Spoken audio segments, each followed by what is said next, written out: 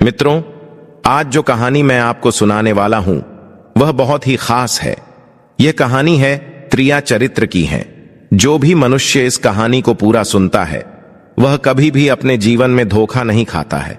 इस कहानी को सुनकर आप अपने जीवन में कई बदलाव ला सकते हो। बहुत समय पहले की बात है। किसी राज्य में एक राजा रहा करता था। उसकी राज्य की चर्चाएं बहुत दूर दूर तक फैली हुई थी। उस राजा का पुत्र था जिसकी उम्र कुछ ज्यादा नहीं थी, 12 या 13 वर्ष होगी। वह राजकुमार बड़ा ही सुंदर था। जब राजा ने उसकी शादी की तो राजकुमार उस वक्त मात्र 14 वर्ष का था और राजा अब बूढ़ा हो चुका था। एक दिन राजा ने सोचा कि अपने राजकुमार को राजा बना देते हैं, क्योंकि उस राजकुमार ने कई शादियां की थीं और पहले के राजाओं में यही नियम था कि राजा जितनी चाहे उतनी शादी कर सकता था। वह राजा अपने पुत्र राजकुमार को राजा बना देता है। राजकुमार की 7 शादी हो चुकी थी। वह राजकुमार जो कि राजा बना था अपनी पढ़ाई लिखाई फिर भी कर रहा था। वह रोज गुरुकुल में पढ़ने के लिए जाया करता था। और एक दिन की बात है, जब वह राजकुमार पढ़ने के लिए विद्यालय जा रहा था तो रास्ते में उसे पनिहारी मिली। वह पनिहारिन भी बहुत सुंदर थी। उस पनिहारिन ने राजकुमार से पूछा था कि हे राजा, आप रोज कहां जाते हैं? राजकुमार कहता है कि मैं रोज विद्या ग्रहण करने के लिए अपने गुरु के पास जाता हूं। तो वह कहती है, यह तो अच्छी बात है, लेकिन यह बताइए आपने त्रिया चरित्र पढ़ा है? राजकुमार कहता है कि नहीं, मैंने ये कभी नहीं पढ़ा है। फिर पनिहारिन कहती है कि आप त्रिया चरित्र अवश्य पढ़ना। मित्रों, राजकुमार कहता है कि यह त्रिया चरित्र क्या होता है? पनिहारी ने कहा कि आप यह बात अपने गुरु से जाकर पूछना और त्रिया चरित्र को अवश्य ही पढ़ना। राजकुमार कहता है कि मैं आज ही जाऊंगा और अपने गुरु से जाकर पूछ लूंगा कि आपने मुझे त्रिया चरित्र क्यों नहीं पढ़ाया। इतनी बात कहने के बाद वह राजकुमार वहां से चल देता है। मित्रों, वह पनिहारिन की बात सुनकर वह राजकुमार गुस्से में था। उसकी आंखें लाल थीं। वह अपने गुरु के पास जाकर प्रणाम करता है। गुरुजी ने पूछा कि बेटा, क्या हुआ? आज तुम क्रोध में दिखाई दे रहे हो और तुम्हारी आंखें लाल क्यों हैं? क्या बात है, मुझे बताओ। राजकुमार ने क्रोध में जवाब दिया कि गुरुदेव, आपने मुझे त्रिया चरित्र क्यों नहीं पढ़ाया? यह बात आपने क्यों छुपाया? त्रिया चरित्र के बारे में मुझे क्यों नहीं बताया? मित्रों, गुरु कहते हैं, बेटा, तुम त्रिया चरित्र नहीं पढ़ पाओगे, क्योंकि त्रिया चरित्र पढ़ना खतरे से खाली नहीं होता है। और जब तुम त्रिया चरित्र पढ़ोगे तो उसमें तुम्हारी जान भी जा सकती है। मित्रों, राजकुमार कहता है कि गुरुदेव, आप इसकी चिंता ना करें तो अच्छा है। मैं खुद इस राज्य का राजा हूं। तब अपने शिष्य की ऐसी बात सुनकर गुरु कहते हैं कि ठीक है, अब तुमने हटकर ही ली, तो अब हम तुम्हें त्रिया चरित्र पर आते हैं। त्रिया चरित्र पढ़ते पढ़ते राजकुमार को 1 साल हो गए और जब 1 वर्ष हो गया तो गुरु ने कहा कि बेटा, अब तुम्हारी पढ़ाई पूरी हो चुकी है। अब तुम घर जा सकते हो और आज से अपने राज्य को चला सकते हो। अब तुम्हें यहां आने की कोई आवश्यकता नहीं है। मित्रों, राजकुमार कहता है, ठीक है गुरुदेव।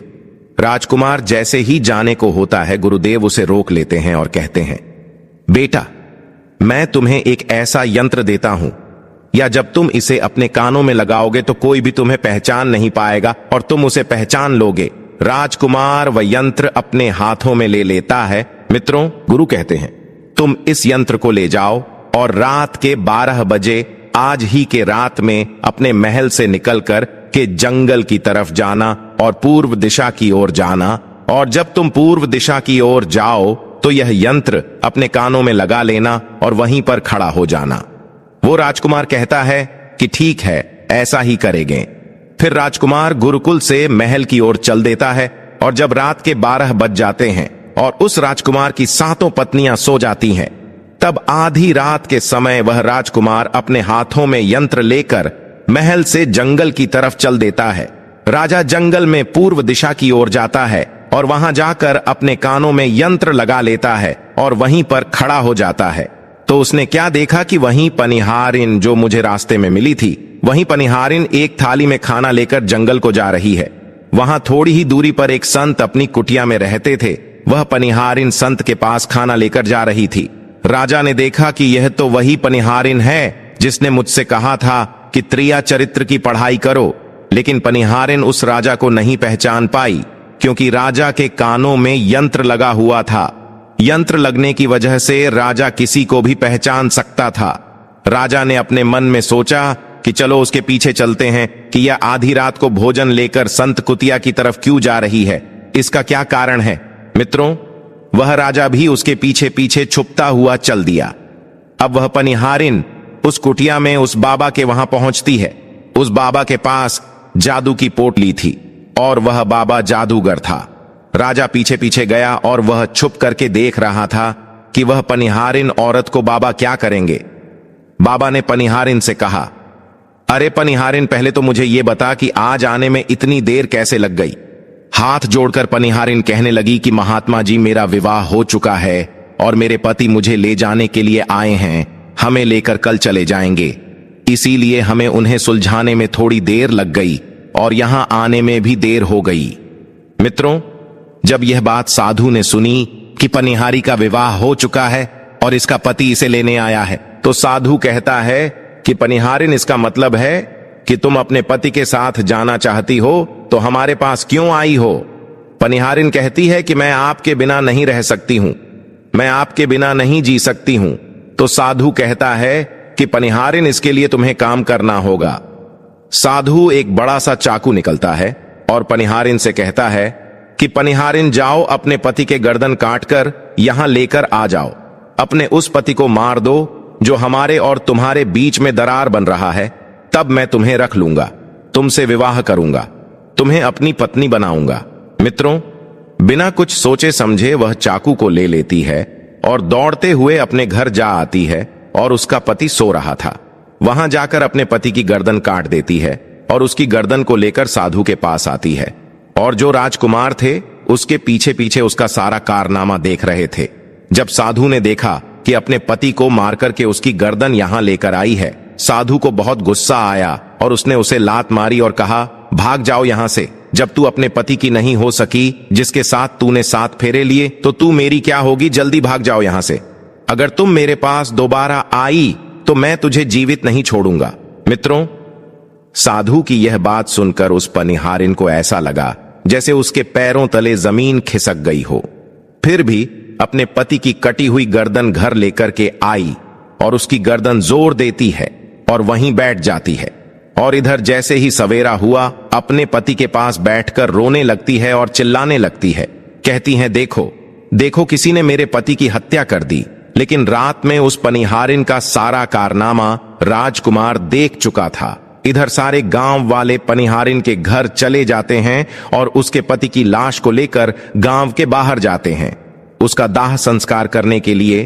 और वह पनिहारिन भी पीछे से भागती हुई, रोती हुई चली जा रही थी। और उधर राजकुमार भी जा रहे थे, जो कि अपने राज्य के राजा बन चुके थे।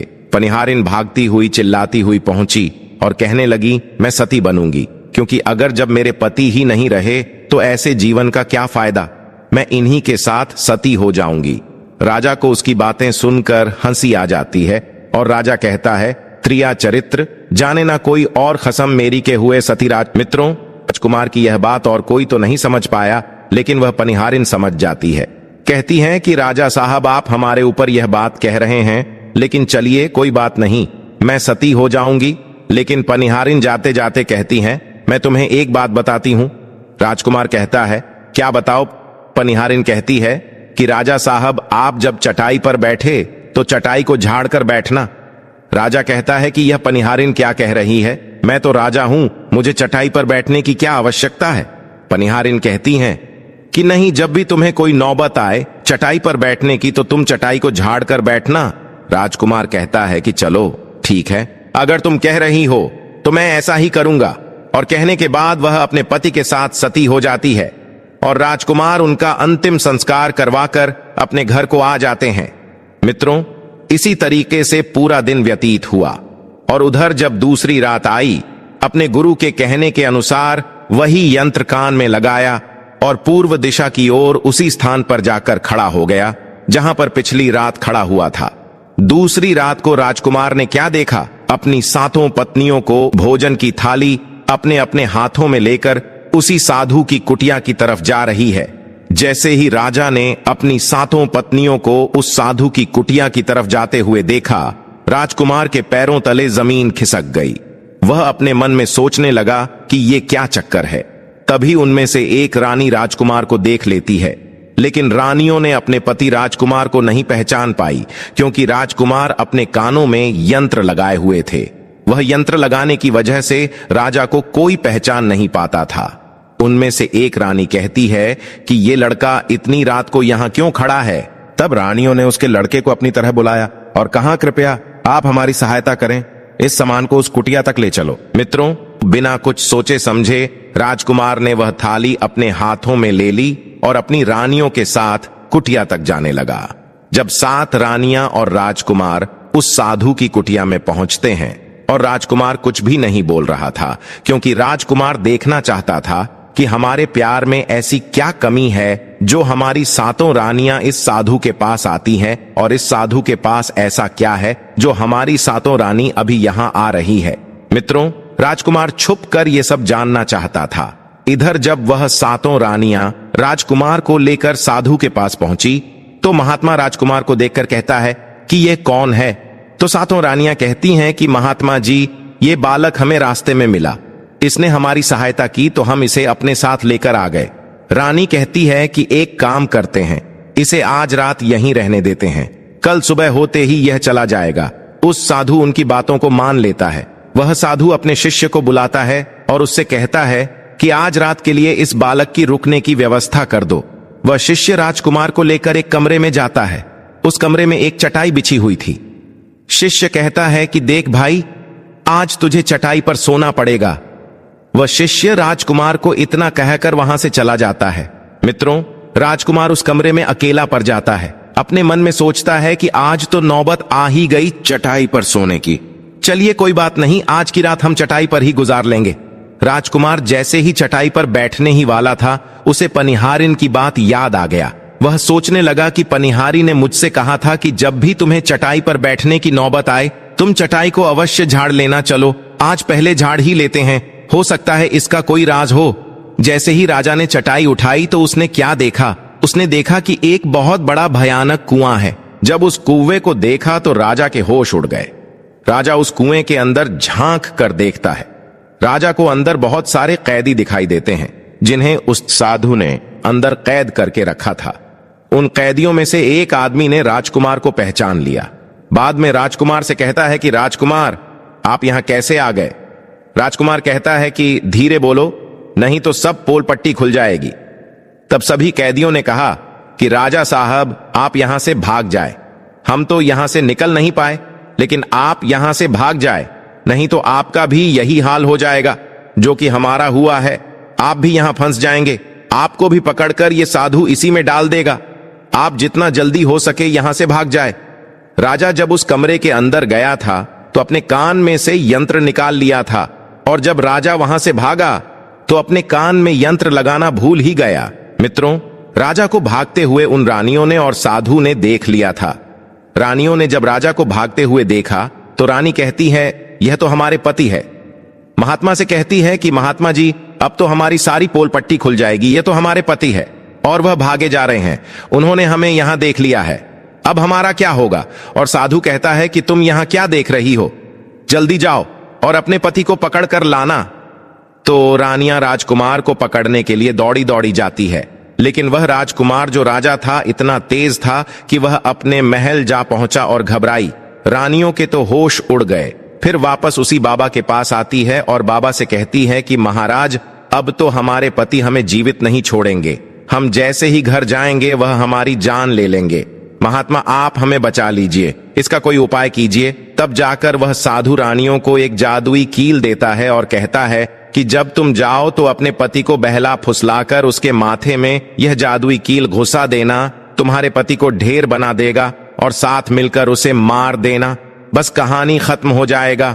मित्रों, वो 7 रानियां साधु की बात मान लेती हैं और जादुई कील लेकर महल आती है।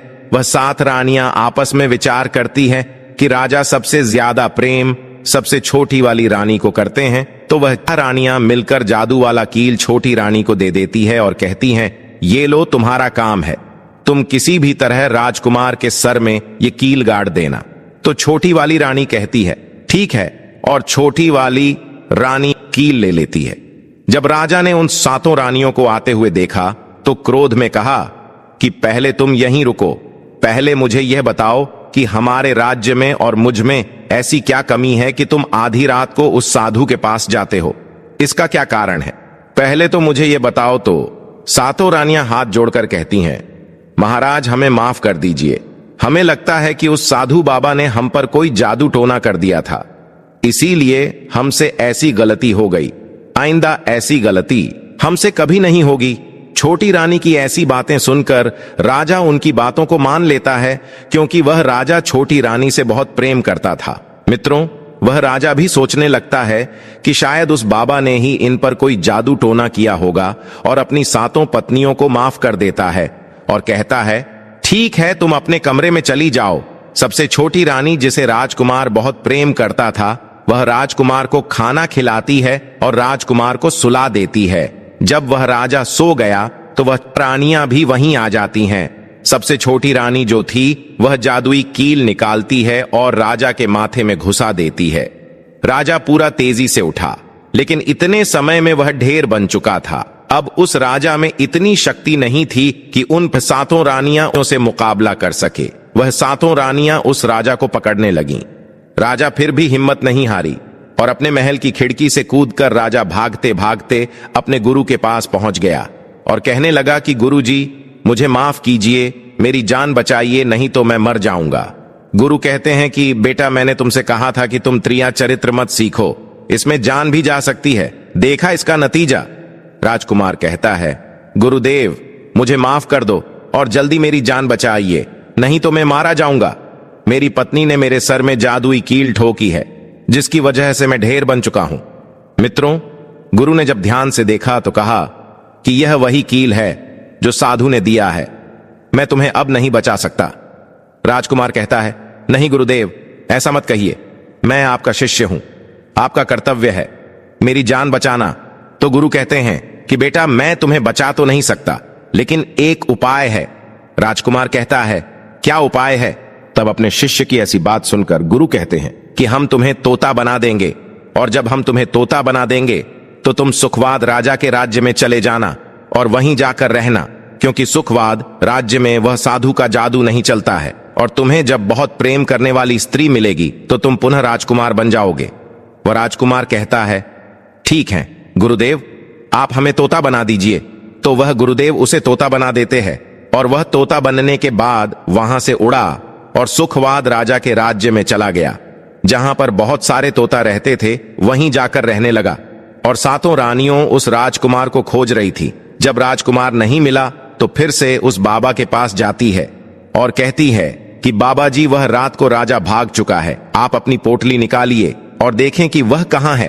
तो वह महात्मा अपना पोटली खोलता है और देखने लगता है कि वह राजकुमार तोता बनकर के सुखवाद राजा के राज्य में रह रहा है। वह साधु ये सारी बात रानियों को बताता है।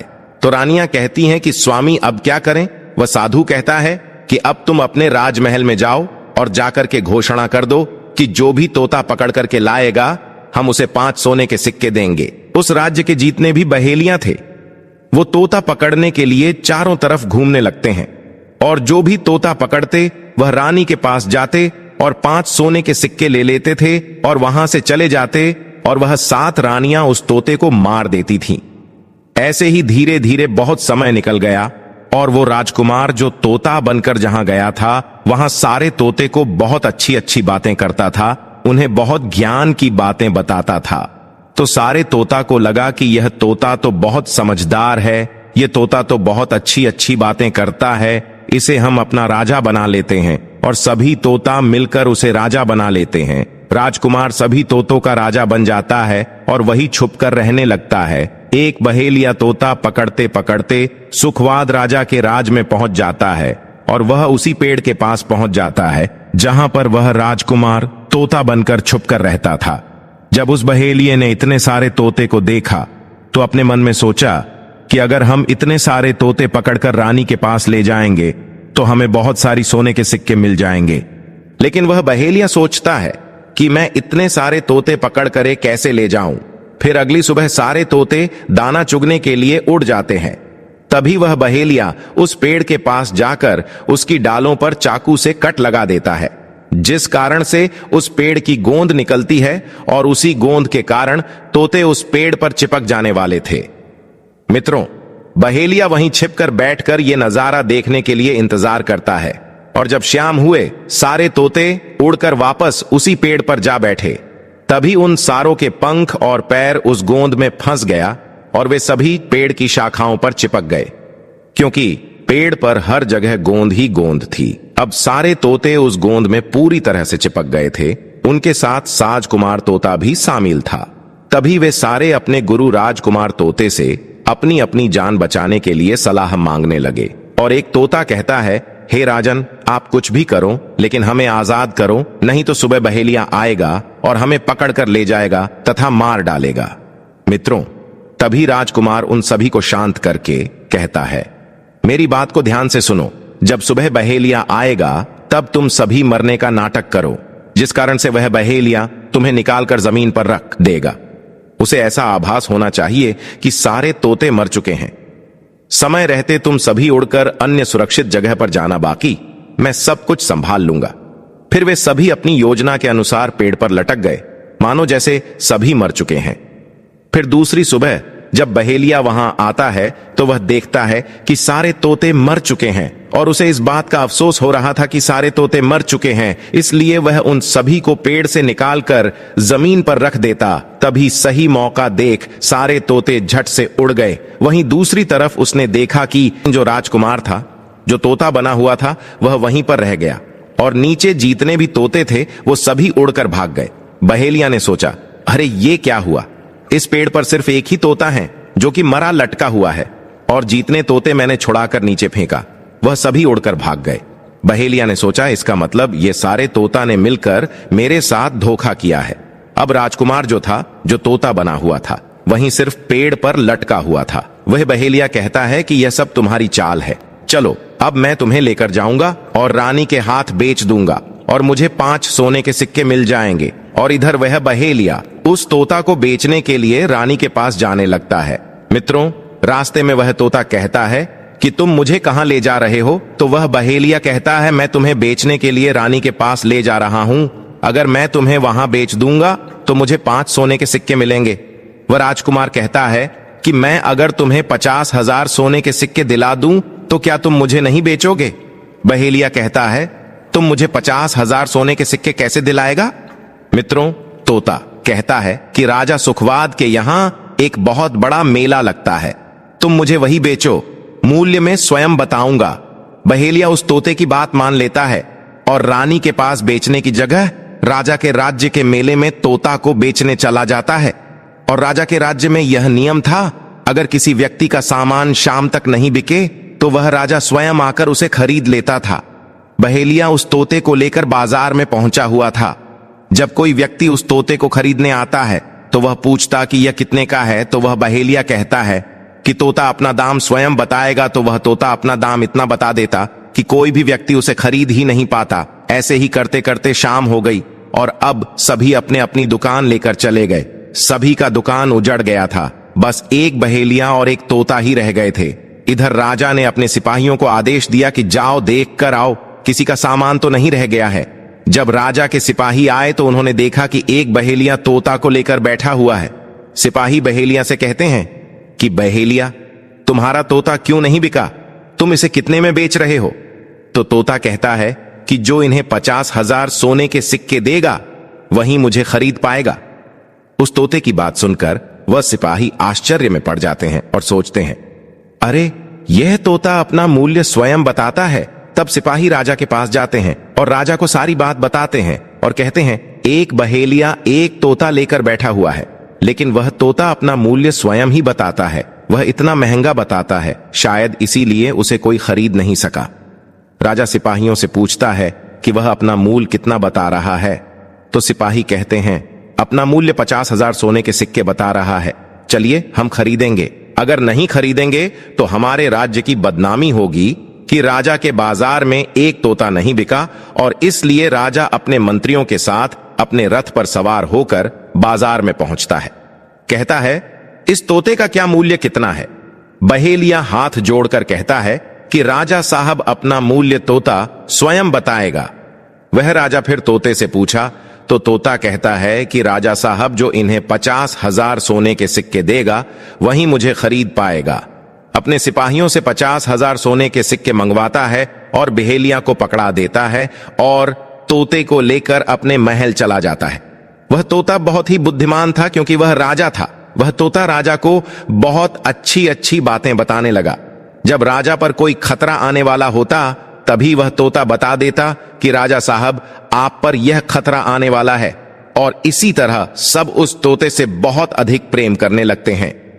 जब यह बात रानियों को पता चला कि राजा ऐसा तोता लेकर आए हैं जो कि बोलता भी है और बहुत अच्छी अच्छी बातें बताता है, तो रानियां राजा से कहती हैं उस तोता को मेरे पास भिजवा दीजिए, हम भी उस तोते को देखना चाहते हैं, हम उस तोते से बातें करना चाहते हैं।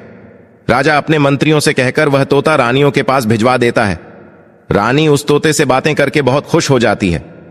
रानी भी तोते से बहुत प्रेम करने लगती है और कहती है कि वाह रे तोता, इसीलिए तुझे राजा साहब ने 50,000 सोने के सिक्के देकर खरीदा है। राजा की एक पुत्री थी जो कि बड़ी सुंदर थी। रानी अपनी पुत्री से कहती है कि आज से तुम ही इस तोते का ध्यान रखो और कल तुम इसे अच्छे से धोकर नहला देना। वो राजकुमारी भी उस तोते से बहुत प्रेम करती है।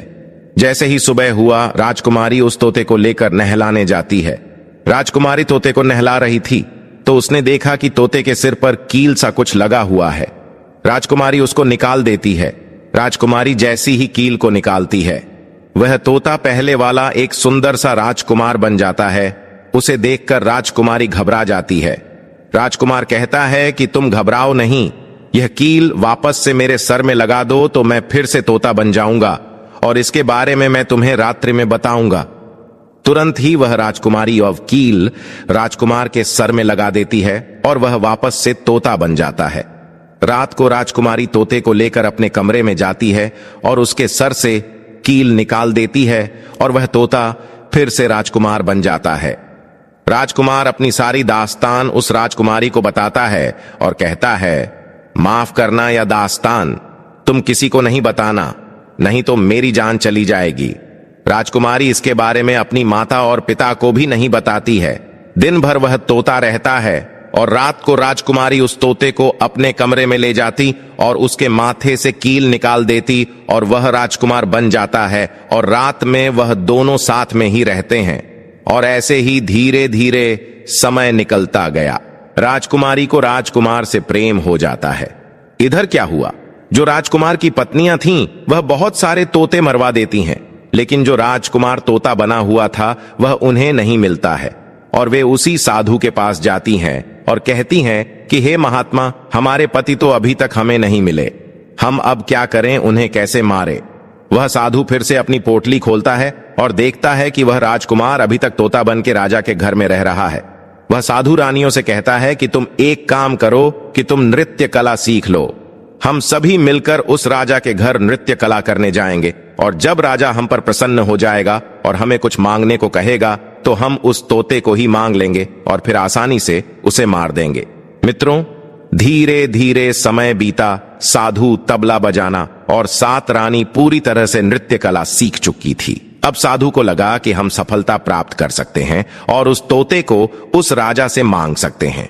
साधु का भेष बदल करके उन सातों रानियों को नृत्य कला वाली स्त्री बनकर के राजा के दरबार में पहुंच गई। राजा उस साधु से पूछता है कि आप लोग कौन हैं, यहां क्यों आए हैं। तब साधु कहता है कि हम सब नृत्य कला वाले हैं, आपके महल में हम नृत्य कला दिखाना चाहते हैं। राजा को भी गाने और बजाने का बहुत शौक था, वह मान जाते हैं। उधर वह साधु अपना गाना बजाना चालू करता है। जब उनकी गाने बजाने की आवाज तोता के कानों में पहुंची तो तोता समझ गया कि वह साधु हमारी सातों रानियों को लेकर भेष बदलकर यहां पर आ गया है, अब हमारी जान नहीं बचेगी। लेकिन जब राजकुमारी उस तोते को लेकर अपने कमरे में जाती है, उस तोते के सर से कील निकालती है और वह तोता राजकुमार बन जाता है और वह राजकुमार सारी बातें उस राजकुमारी को बताता है। कहता है कि देखो, जो यह गाने बजाने वाले आए हैं यह वही साधु है, यह गाने बज जाने से राजा को खुश कर देगा और बदले में मुझे मांग लेगा और ले जाकर मुझे मार देगा। मित्रों, वह राजकुमार कहता है कि सुनो राजकुमारी, जब राजा आदेश दें कि तोता को लेकर आओ तो तुम मुझे मत देना। जब राजा खुद यही मुझे लेने आए तब भी तुम मुझे मत देना, कहना कि तोता को नहीं दूंगी। और जब राजा न माने, राजा तुमसे जिद करें और मुझे मांगे, तब तुम गुस्से में आकर के पिंजरे को फेंक देना। उसके बाद मैं अपने बचने का रास्ता हम स्वयं ही ढूंढ लेंगे। राजकुमारी कहती हैं कि ठीक है, और वहां गाना बजाना हुआ तो राजा प्रसन्न होकर उन्हें कहते हैं कि मांगो, क्या मांगना चाहते हो। वह साधु कहता है कि जो आपके पास तोता है, जो आप कुछ दिनों पहले ही खरीदे है, वह तोता आप मुझे दे दो। राजा कहता है ठीक है। राजा अपने मंत्री को आदेश देता है कि जाओ उस तोते को लेकर आओ। मंत्री राजकुमारी के पास पहुंचता है और कहता है कि यह तोता मुझे दीजिए। राजकुमारी कहती है नहीं दूंगी। मंत्री कहता है कि देखिए, आप जिद मत कीजिए। राजकुमारी कहती है कि तुम जाओ और मेरे पिताजी को यहां भेजो, वहीं आकर इसे ले जाएंगे। मंत्री राजा को जाकर सारी बात बताता है। राजा स्वयं आता है उस तोते को लेने के लिए। वह राजा जाकर कहता है कि बेटी, यह तोता मुझे दे दो, यह नृत्य कला वाले को देना है, जो यहां गाना बजाना किए हैं, यह उन्हें देना है। तो राजकुमारी कहती हैं कि पिताजी, यह तोता मैं नहीं दूंगा। क्रोध में आकर राजा कहने लगा कि तू कैसी बातें कर रही हो, इसे देने का मैंने वादा किया है। जब राजकुमारी ने राजा को क्रोध में देखा तो राजकुमारी को भी गुस्सा आ गया और राजकुमारी गुस्से में पिंजरे को जमीन पर फेंक देती है। वह पिंजरा जैसे ही जमीन पर गिरा, वह टूट गया और तोता जो था वह चावल का दाना बन गया। और जैसे ही साधु को यह बात पता चली, साधु भी तुरंत कबूतर बन जाता है और उस दाने को कबूतर खाने लगता है।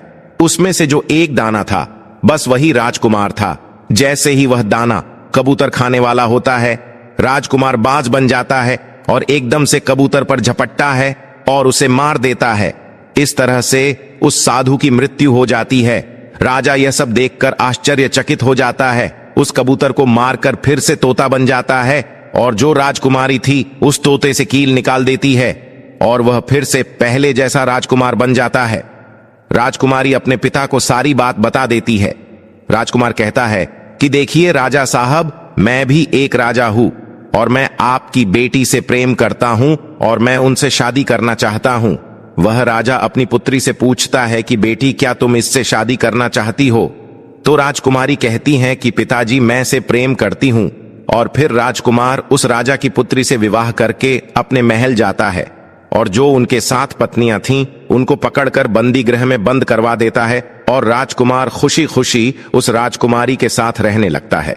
दोस्तों, जब कोई स्त्री कभी कभी किसी परिस्थिति में चतुराई या चालाकी दिखाती है या दूसरों को बेवकूफ मानते हुए कोई अभिनय ढोंग पाखंड करती है, तो इसे ही त्रिया चरित्र कहते हैं, जिसे पढ़ने के बाद राजा को अपनी जान बचाने के लिए क्या क्या नहीं करना पड़ा, क्योंकि राजा को स्त्री के त्रिया चरित्र की पूरी जानकारी हो चुकी थी कि कैसे जब एक स्त्री को अपना स्वार्थ दिखने लगता है तो वह अपने लोगों को भी बेवकूफ बनाकर अपना स्वार्थ को पूरा करती है और उसके साथ रहने वाले लोगों को इसके बारे में भनक तक नहीं लगता कि यह स्त्री त्रिया चरित्र की खेल कर रही है। मित्रों, जो आपके दिल के करीब है उसके बारे में आप पूरी जानकारी रखिए कि उसके अंदर खुद को लेकर कोई स्वार्थ तो नहीं छुपा है, और अगर ऐसा है तो आप उनसे थोड़ा दूर ही रहें, क्योंकि ऐसे में आपको जिंदगी के हर कदम पर धोखा ही मिलेगा। क्योंकि एक स्वार्थी स्त्रियां अपनी स्वार्थ के लिए जिंदगी में कुछ भी कर सकती हैं। मित्रों, तो उम्मीद है आपको यह कथा अच्छी लगी होगी। इसे पूरा सुनने के लिए आप सभी का धन्यवाद। कमेंट में जय श्री कृष्ण जरूर लिखें। साथ ही वीडियो को लाइक करके चैनल को सब्सक्राइब करना ना भूलिए।